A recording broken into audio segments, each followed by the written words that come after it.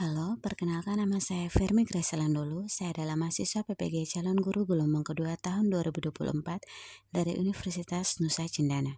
Saat ini saya akan menjelaskan tentang dasar-dasar pendidikan Ki Hajar Dewantara. Menurut Ki Hajar Dewantara, pendidikan adalah upaya untuk memajukan bertumbuhnya pendidikan budi pekerti, baik itu kekuatan batin dan karakter, pikiran, serta tubuh anak. Bagian yang pertama adalah Ki Hajar Dewantara. Menurut Ki Hajar Dewantara, pengajaran adalah bagian dari pendidikan. Pengajaran merupakan sebuah proses pendidikan untuk memberi ilmu atau berfaedah untuk kecakapan hidup anak secara lahir dan batin. Sedangkan pendidikan merupakan sebuah tuntutan yang diberikan kepada anak agar anak menemukan segala kekuatan kodrat yang dimiliki anak agar mampu mencapai keselamatan dan kebahagiaan yang setinggi-tingginya baik sebagai seorang manusia maupun sebagai anggota masyarakat. Pendidikan adalah tempat persemaian benih-benih kebudayaan dalam masyarakat. Maksud dari pengajaran dan pendidikan yang berguna untuk berkehidupan bersama ialah memerdekakan manusia sebagai bagian dari persatuan. Manusia merdeka adalah manusia yang hidupnya lahir atau batin tidak tergantung pada orang lain, akan tetapi bersandar atas kekuatan sendiri. Bagian yang kedua adalah dasar-dasar pendidikan yang menuntun. Dalam menuntun laku dan pertumbuhan kodrat anak, Ki Hajar Dewantara mengibaratkan peran pendidik seperti seorang petani atau tukang kebun. Anak-anak itu seperti biji tumbuhan yang disemai dan ditanam oleh Pak Tani.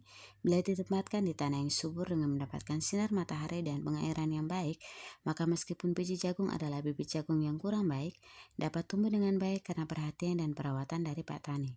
Sebaliknya, meskipun biji jagung itu disemai adalah bibit berkualitas baik, namun tumbuh di lahan yang gersang dan tidak mendapatkan pengairan dan cahaya matahari, serta tangan dingin dari Pak Tani, maka biji jagung itu mungkin tumbuh namun tidak akan optimal. Pendidikan bertujuan untuk menuntun atau memfasilitasi dan membantu anak untuk menebalkan garis samar-samar agar dapat memperbaiki lakunya untuk menjadi manusia seutuhnya. Jadi, anak bukan kertas kosong yang bisa digambar sesuai keinginan orang dewasa. Bagian yang ketiga adalah kodrat alam dan kodrat zaman. Ki Hajar Dewantara menjelaskan bahwa dasar pendidikan anak berhubungan dengan kodrat alam dan kodrat zaman. Kodrat alam berkaitan dengan sifat dan bentuk lingkungan di mana anak berada, sedangkan kodrat zaman berkaitan dengan isi dan irama. Ki Hajar Dewantara hendak mengingatkan pendidik bahwa pendidikan anak sejatinya menuntut anak mencapai kekuatan kodratnya sesuai dengan alam dan zaman.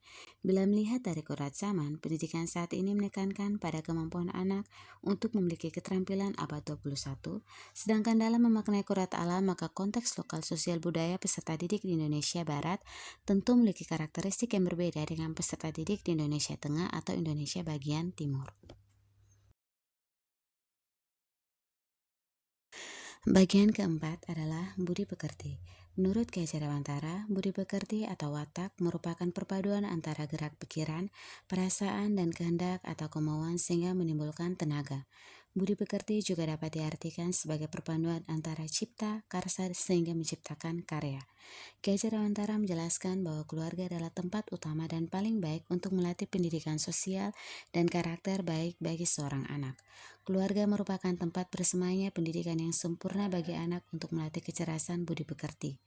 Alam keluarga menjadi ruang bagi anak untuk mendapatkan teladan, tuntutan, pengajaran dari orang tua. Oleh sebab itu, peran orang tua sebagai guru, penuntun, dan pemberi teladan menjadi sangat penting dalam pertumbuhan karakter baik anak. Budi pekerti merupakan keselarasan hidup antara cipta, rasa, karsa, dan karya. Bagian yang terakhir adalah sistem Among.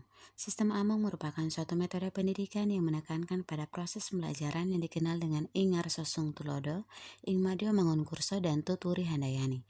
Ingarso Sung Tulodo atau di depan memberi teladan, guru memahami secara utuh tentang apa yang dapat ia bantu kepada murid menjadi teladan dalam budi pekerti dan tingkah laku.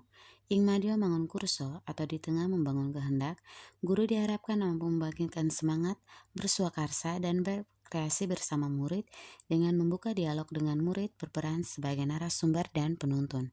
Tuturi Handayani atau di belakang memberi dorongan, Guru tidak sekedar memberikan motivasi, tetapi juga memberikan saran dan rekomendasi dari hasil pengamatannya agar murid mampu mengeksplorasi daya cipta, rasa, karsa, dan karyanya.